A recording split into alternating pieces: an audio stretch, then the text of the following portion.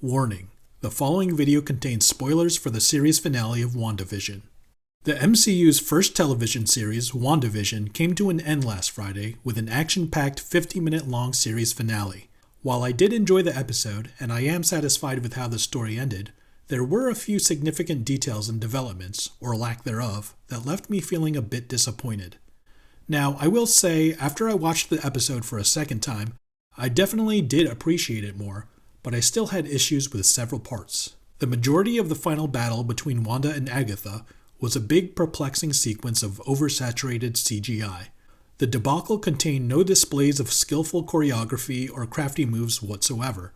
Unfortunately, this is all too common with big blockbuster action flicks these days, but my biggest problem is how it ended with Wanda casting runes on the walls of the giant hex surrounding Westview.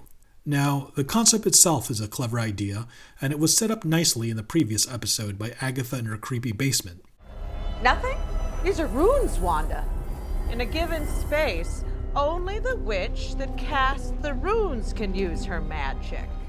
Although it was smart for Wanda to remember this technique and use it against Agatha, my problem is with Wanda's ability to do so. How was she able to create gigantic runes without anyone teaching her, or spending any time learning how to do so herself?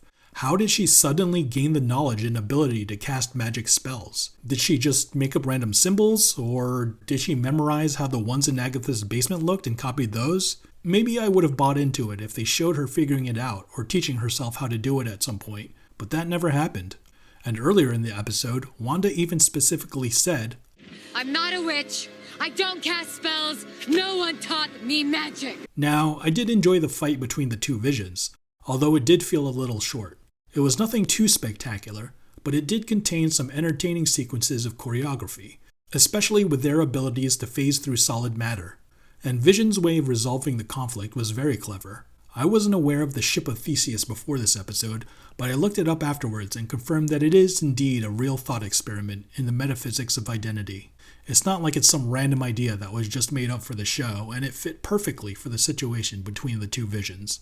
I was originally disappointed because I wanted to see more of the White Vision and where his story is headed, but it was an interesting development that he had all of the memories of the original Vision unlocked.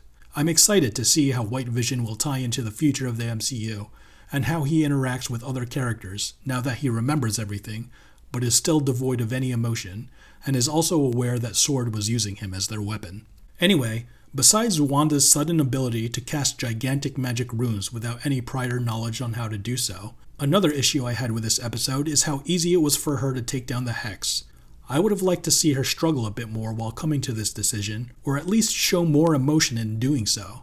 I mean, she literally sacrificed her perfect soulmate and her own kids to make things right.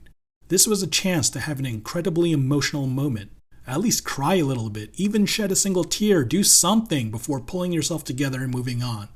But instead, she just popped her hood on and glumly walked away as if all she did was drop an ice cream cone or something. I did really like the final conversation and goodbye between Wanda and Vision though. That part was very well written and a bit emotional. I guess the whole ending just didn't hit me as hard as I wanted it to.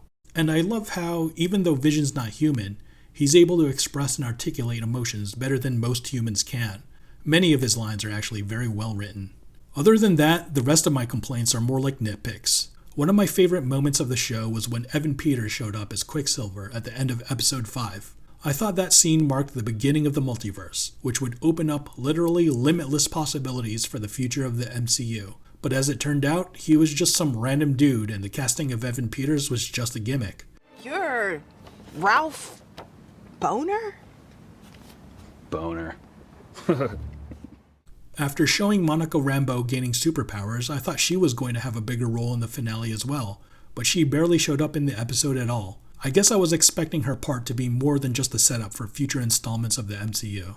And the contact she mentioned in a couple of the earlier episodes, her aerospace engineer, either never showed up or just turned out to be some random character. Speaking of never showing up, Elizabeth Olsen teased that a Luke Skywalker level cameo would occur at some point this season, but that never happened. And Jimmy Woo's missing witness? We never figured out who that was either. Or was that just an insignificant detail used to tie his character into the story? And whatever happened to this beekeeper dude? I guess he ultimately didn't matter either. Most of these letdowns are mainly due to all the crazy and creative theories made by observant fans that circulated the internet. Perhaps we set ourselves up to be underwhelmed with all these wildly ambitious speculations. Before the finale, the director of the show, Matt Shackman, even said this would happen, and I know I should appreciate the show for what it is, instead of criticizing it by comparing it to all these imaginative theories. But at the same time, I don't think the fans should be able to come up with more interesting and exciting ideas for the show than its professional writers. Overall, WandaVision was a thoroughly entertaining, well-acted, well-made, successful first TV series for the MCU.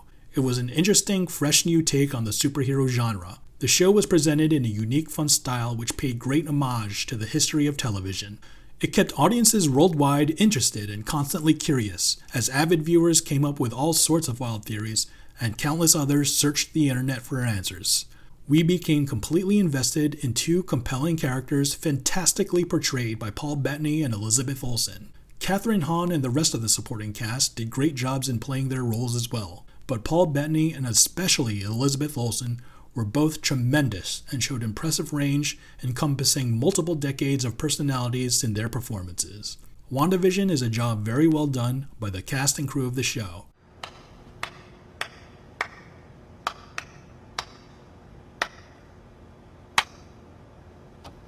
Bravo! And if it's any indication of how good the rest of the MCU series will be, I'm even more excited now to see them. So what did you think about the show? Feel free to share your thoughts and opinions in a comment below. And if you enjoyed this video, please like, share, and subscribe. Thanks for watching. Until next time, peace out.